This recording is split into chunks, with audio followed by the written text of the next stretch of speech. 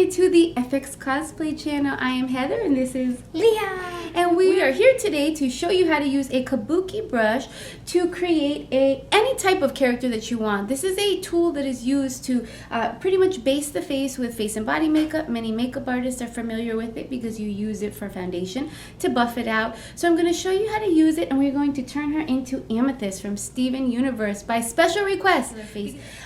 Many of you don't know, but the staff here at FX Cosplay, we are color matching experts. All of us are face and body artists, and we have a lot of experience helping you find the right colors to match your costumes, because if you're putting all that hard work into building amazing costumes, we want to make sure that your color combinations and you're using the right face and body makeup to make sure that you complete the look. So let's start off by loading our kabuki brush and just rubbing it on our this color is called La La Land. This is a face and body art makeup, so it's applied by water and remove the soap and water. So I'm just going to spritz the top of it to build up a little bit of a puddle, and then I take my kabuki brush and just rub it over the surface. You don't want to submerge your kabuki brush in water because it holds so much water, and then it's really hard to not get the water to come soaking out or pouring out. So once you have a generous amount, you're just going to start applying it directly to the skin. And the great part about a kabuki brush is, one, it has a handle, so it helps your fingers from getting totally dirty, and two, it gives a really nice even coverage.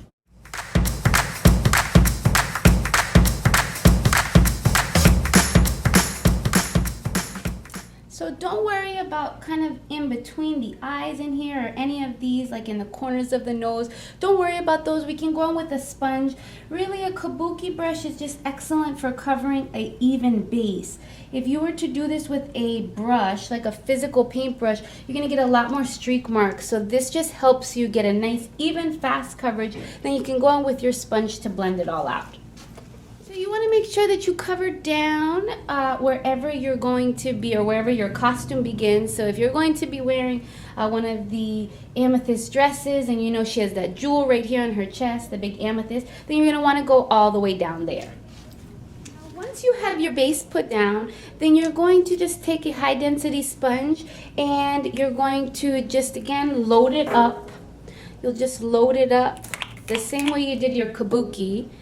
Just kind of rub it on there so that you can even out the areas that are a little blotchy, or if you want to get into the corners of the eyes, because you want to make sure the coverage is as nice and even as possible. So I loaded up half of my sponge. Close your eyes.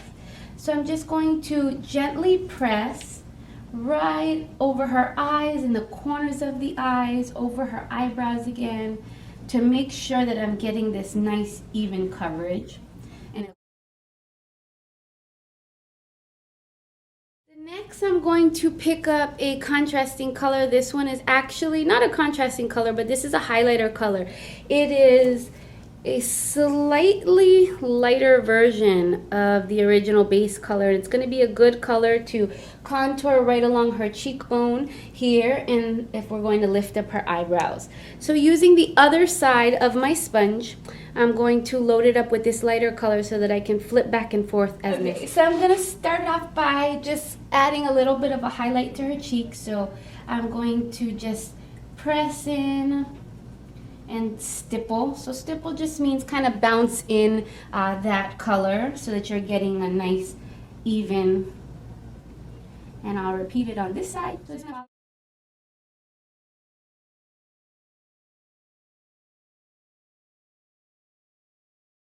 On her nose as well, because you don't, and right under her chin, a little bit here, top of her cupid's bow.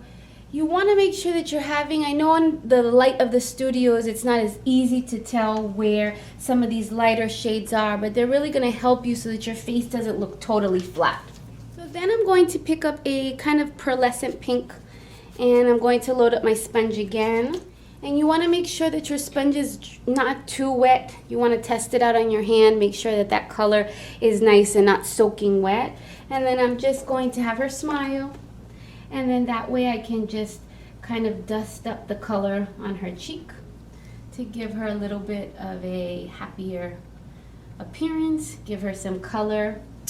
I like girly girly, so make Amethyst smile. Now I'm going to pick up the white and I'm going to mix it with a little bit of metallic white to just create the eyebrows and give her some eyeliner. And I didn't want it straight white so that it just didn't pop out. The metallic white mixture makes it a little bit softer, tones it down. And this is a little drop brush. It is in a small filbert brush, good to go in the corners of the eyes, good to trace the eyebrows. I'll show you what I mean.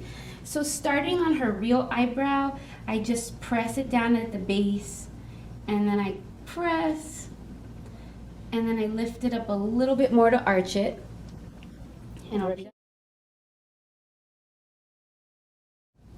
But this brush is fantastic because it has that nice round point. So now that the base is dry, I can go in and add some eyeliner. That'll really kind of dramatize her eyes. So I'm just picking up a little bit of black paint and a nice liner brush, and I'll have her close her eyes. And then starting at the corner of the eye, applying eyeliner.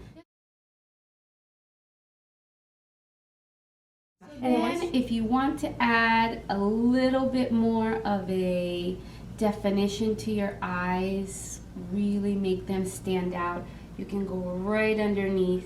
And it's also good because you'll be able to see where you need to add any paint. Like I still have a little bit that can go right under there. So in order to get in that hard to reach spot, I'll take that same brush and I'll load it up. And you don't want your brush to be too wet because then you're going to reactivate your black line. So I'm going right underneath there because you want to make sure you're covering as much skin. I picked up some white, just regular white paint. I'm going over the eyebrows again, just giving them a little bit of these flicks of hair. Eyebrows stand out a little bit. And I'm going to be picking up a little bit of this metallic white on my brush and then adding a little bit of an extra eyeliner. Close your eyes. So I'll go right on top of that original eyeliner with the metallic white. To finish up this amethyst look, I'm going to just pick up a little bit of a darker purple and mix it with that same color that I used on the cheeks, which is like a shimmery pink. And using my same little drop brush, I'm going to... So to finish off this look, what else would go perfect but some eyelashes? So I trimmed these on kind of like a slant because I want to give them the lift on the side. So I just added a little bit of glue to them and I would just place them.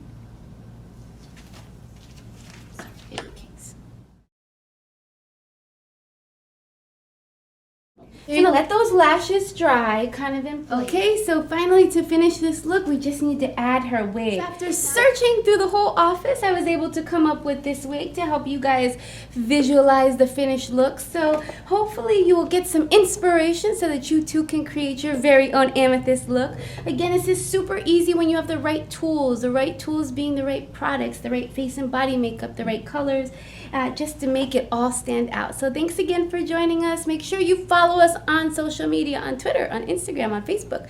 That's how we connect with you. That's how we can help you best. Have a great day, everyone.